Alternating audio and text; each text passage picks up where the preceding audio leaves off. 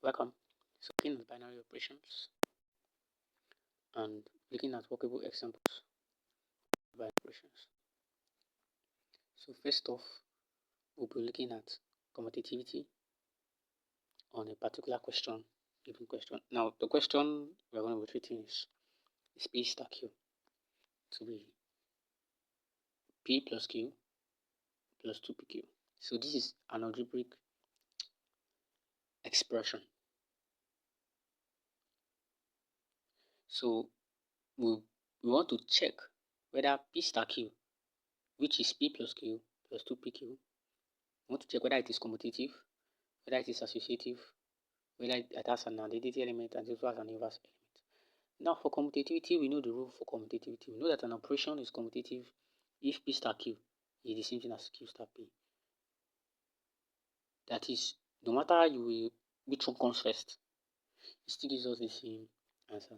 Now our operation star has been defined. What is our operation star defined as? It is defined as P plus Q plus 2PQ. That is our operation. So we already have P star Q to be P plus Q plus 2PQ. Then we need to consider for Q star P. We interchange wherever you see P, put Q. It's as simple as that. So since P comes first in P star Q, that means Q will come first in Q star P. So the equation, the commutative of the operation will be Q plus P plus 2QP. That will be Q star P in essence.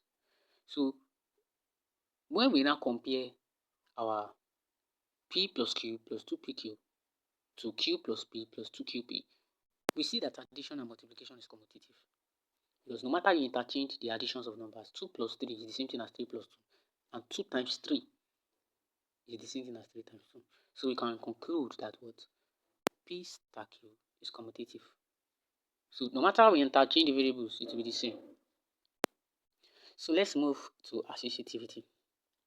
Now for associativity, an operation is considered associative if and only if we introduce a new element R, because for associativity it has to do with more than 2 elements, where we have in brackets in the left hand side and right hand side different of the elements. Where in the left hand side we already know what P star Q is, then we now have star R. So it must be equals to P star the operation of Q star R. So this is our associativity operation defined. So how do we go about calculating this? So what we need to do, we are trying to prove whether our operation P star Q is associative. So what we need to do is, we need to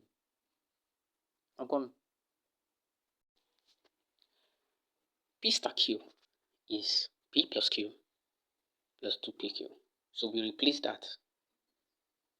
That's what we're going to do. We're going to replace it for our left hand side. So whenever I see in our left hand side, we have P star Q in bracket. So we know what P star Q in bracket is. So just replace it to be in our bracket. Then we now have star R for our left hand side. So we will now simplify the process by looking at our operation again. What is our operation defined by? That's what we are going to look at. What is our operation defined by? Our operation, the operation star is what? P plus Q plus 2PQ. Now, we are going to look at this objectively because the variables can change. It can be S plus what? T plus Q plus 2ST. This can be A plus B plus 2AB. So what does this mean? Since we have actually replaced P star Q in our left hand side with P plus Q plus 2PQ in our bracket, then we have star R. Our R, we just need to what? Consider P plus Q plus 2PQ as a what? As an entity, as one entity. Let's say we consider it as A. So that means we're having A star R. So what does this now mean? It means that if we say A star R, capital letter A star R, you will express A star R in form of our binary operation. So how are we going to do that? It means that A star R will become A plus R plus 2ER. That is what it's going to be. It become A plus R plus 2AR because we are trying to express it in the form of our binary operation that was given in the question. So now, see if you have A plus R plus 2AR, and we know that A here is P plus Q plus 2PQ. You just replace that A with P plus Q plus 2PQ. So wherever I see A, put that. So that's why after the application, after we apply the operation, you see that we have P plus Q plus 2PQ in bracket plus R, then plus 2 open bracket P plus Q plus 2PQ close bracket R. I hope we are all seeing it. So after doing this, you just simply need to open our brackets. When you open your brackets, we open the brackets, you have P plus Q plus R plus 2P plus 2P plus 2Q plus 4PQ. Still in bracket, then when you multiply it by R, it will now become P plus Q plus 2PQ plus R plus 2PR plus 2QR plus 4PQR. So this is what we have on the right hand side. So for right hand side, what we have in our bracket is Q star R. So we first need to define, according to our binary operation, what Q star R is. That's what we are trying to do now. We're going to define it by Q star R. So to do that, you just simply need to express Q star R in form of a binary operation. When we express Q star R in form of a binary operation, it becomes what? Q plus R plus 2QR. It becomes Q plus R plus 2QR. Remember, we are working on the right hand side now. So when we have Q plus R plus 2QR, we consider it as an entity. Say Q plus R plus 2QR is what? Let's say it is S. So that means we have P star S. So we now also express P star S in form of a binary operation again, which is now going to what? P plus S plus 2PS. To P plus S plus 2PS. So when you now replace S with Q plus R plus 2QR, we will now have defined, we now have the expressed algebraic process, where you now have what? You have P plus Q plus R plus 2R plus 2 open brackets Q plus R plus 2QR times P. So that is what we have. So we now need to expand this, because remember, it is P plus S. It is S that I represented. I use Q plus R plus 2QR to represent S. That's what we have. So when we expand it, we have P plus Q plus R plus 2QR plus 2QP plus 2PR plus 4PQR. How? Because when you expand 2P with what is in our bracket, you have 2PQ, you have 2P times R becomes 2PR, then 2P times 2QR becomes 4PQR. Now we now need to what? We now need to actually what? To actually compare what we have here in our right hand side to what we have in our left hand side. I hope you get me. You compare it. This is what we have in our right hand side. We have P plus Q plus R plus 2QR plus 2QPQ plus 2PR plus 4PQR. Right hand side. Now let's view what we have in our left hand side. So this is our left hand side. Now you see that in our left hand side we also have P plus Q plus R plus 2PQ plus, when you open the bracket here, you have plus 2PR plus 2QR and then plus 4PQR, which makes our left hand side to be equal to our right hand side. So that is what we have. Since our left hand side is equal to our right hand side, it means automatically this binary operation is what? Is associative. Now let's go to identity element. Now for our identity element E satisfy the rule where it must return every other element in a set. Remember the example I gave you for integers. The example I gave for a set of integers with respect to addition. When I gave with respect to addition, what did we have? We could remember that the the identity element for the set of integers, that is 0. Where 2 plus 0 gives us 2, 3 plus 0 gives us 3, 4 plus 0 gives us 4, and so on. So that is what we have defined here. So the operation given to us is star. And what is star? Star is what? P plus Q plus 2PQ. And on our star must be represented in this equation must be represented to give us P.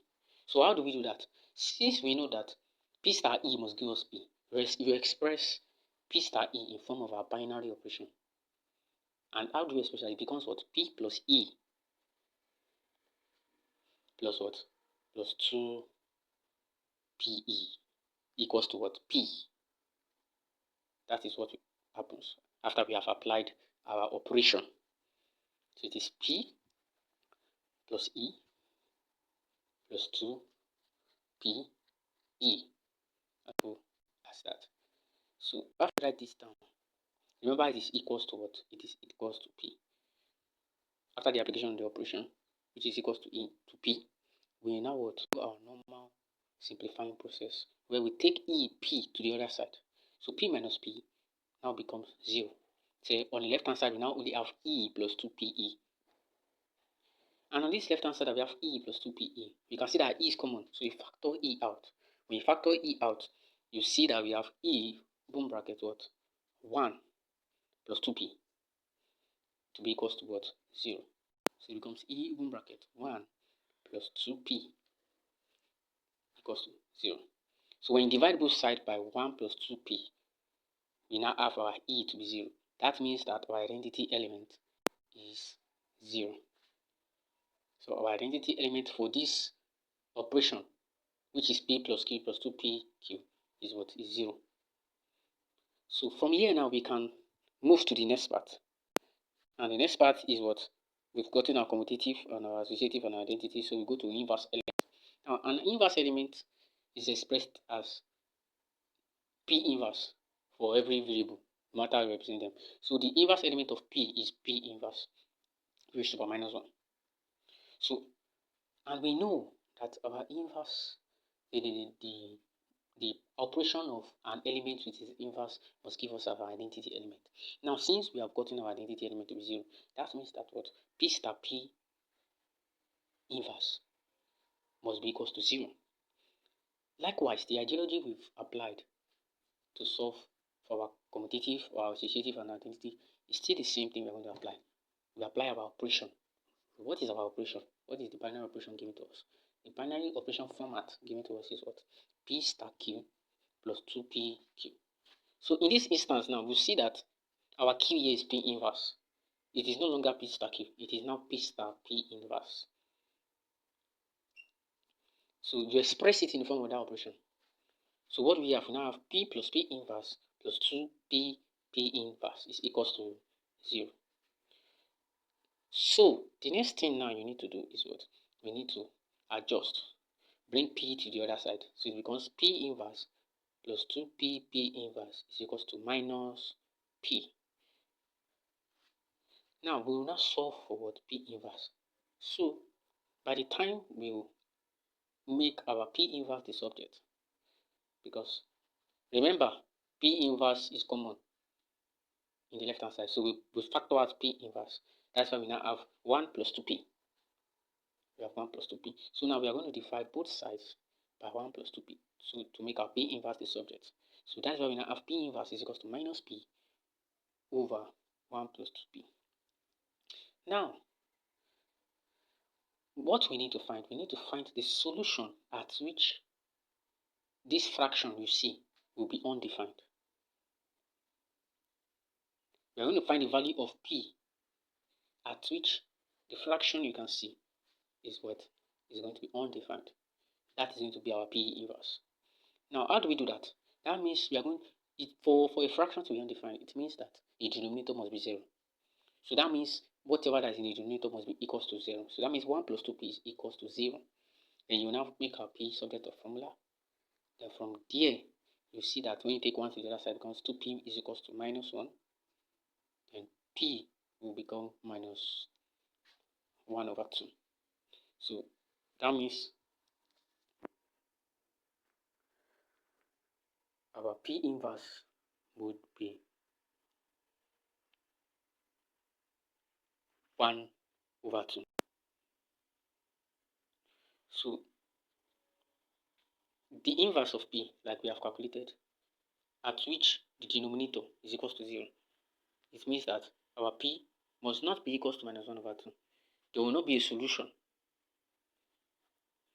What this actually means is that there's not a solution where our P is equal to -1/2, which means the whole equation will be undefined. You will not have a solution for your P inverse if P is -1/2. As long as P is not -1/2, there exists an inverse of P. This is what this expression tells us in particular. So as long as our P is not -1/2, there exists an inverse for P. So successfully we have shown what our P inverse is. So our inverse of P is equals to -P over 1 plus 2P. So let's even look at practical examples now, because let's say our P is 2. So that means we have -2 over 1 plus 2 times -2. And we have 1 plus 2 times 2, sorry. So that means we have -2 over 5, which means that our P inverse is what? -2 over 5. So that will now be our answer for our P inverse when it involves numbers replacing our variables. So after this, we'll be looking at the next example,